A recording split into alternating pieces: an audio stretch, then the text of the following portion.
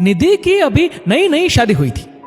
उसका ससुराल एक संयुक्त परिवार था, जिसमें सास ससुर, जेठ जेठानी और एक देवर था। एक ननद थी जिसकी शादी हो चुकी थी और वो उसी शहर में रहती थी। निधि के ससुर और जेठ का अपना कारोबार था, लेकिन उसके पति अमर किसी कंपनी में जॉब करते थे। निधि की शादी से पहले सास और जेठानी ही घर के सब काम करती थी, लेकिन निधि के आने के बाद दोनों ही निधि पर अपना अपना हुक्म चलाने लगी। निधि को एक बात अजीब लगती, जब तक खाना बनता तब तक तो कोई रसोई में झांकने भी नहीं आता, लेकिन जैसे ही ससुर और जेठ जी का खाना खाने के लिए घर आने का वक्त होता, सास और जेठानी फटाफट उनकी थाली परोसने के लिए खड़ी हो जाती। अमर तो रात को ही घर आता था, लेकिन रात को भी ऐसा ही होता। एक दिन जब निधि के ननद नंदोई आने वाले थे, तब सास ने खाने में क्या क्या बनाना है अपनी दोनों बहुओं को बता दिया और बाजार से उनके लिए कुछ सामान लेने चली गई। इधर जेठानी भी निधि पर काम छोड़कर अपने कमरे को व्यवस्थित करने चली गई। निधि सुबह से ही घर के कामों में लगी थी, इसलिए उसे अपना कमरा, जो कि फर्स्ट फ्लोर पर था, उसे व्यवस्थित करने का समय नहीं मिला। उसने और तो सारा काम कर दिया, सिर्फ पूरियां तलनी बाकी थी। उसने जेठानी से कहा, भाभी मैं थोड़ी देर कमरा ठीक कर लेती हूं, जब दीदी और जीजाजी आएंगे तब पूरियां बना देंगे। ठीक है, तुम जाओ, वैसे भी अभी दीदी के आने में 1 घंटा है, जेठानी ने कहा। उनकी बात सुनकर निधि आश्वस्त हो गई और कमरे में चली गई। निधि अपना कमरा साफ ही कर रही थी कि तभी निधि की मम्मी का फोन आ गया, इसलिए वो उनसे बात करने लगी।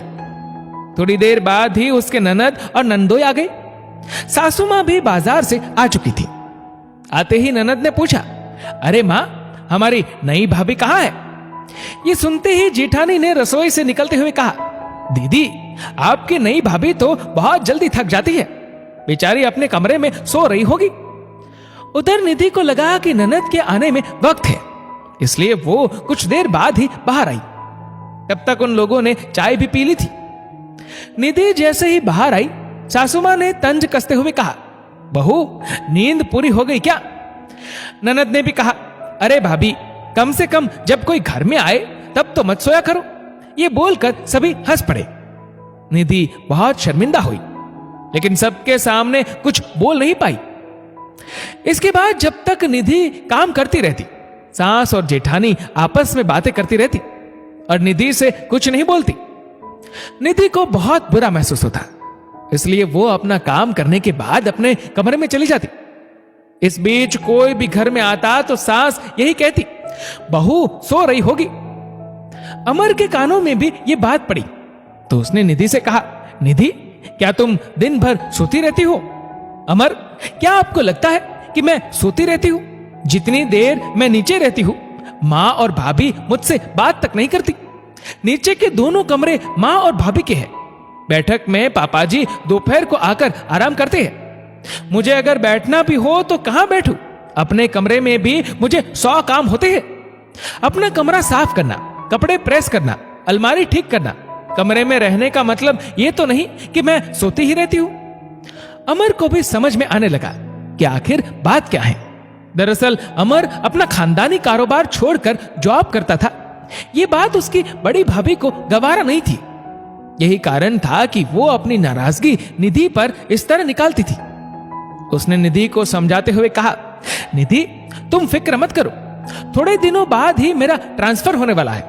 हमें दूसरे शहर जाना पड़ेगा। तब तक तुम एक आलसी बहू ही बनी रहो।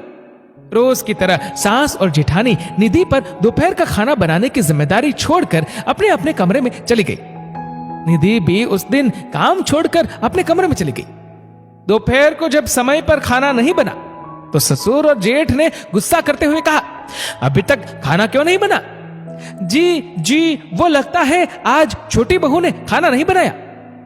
तुम ही तो कहती हो छोटी बहू सोती रहती है, फिर तुम्हें तो खाना बनाना चाहिए था ना, या फिर उसकी तरह तुम लोग भी सो रही थी। अब उनके पास कोई जवाब नहीं था, क्योंकि आज सच में बहू सो रही थी। दोस्तों, कई बार बुरा बर्ताव अच्छे को भी बुरा बनने पर मजबूर कर देता है। ऐसा ही कुछ निधि के साथ भी हुआ था। इस वीडियो को लेकर आपकी क्या राय है नीचे कमेंट करके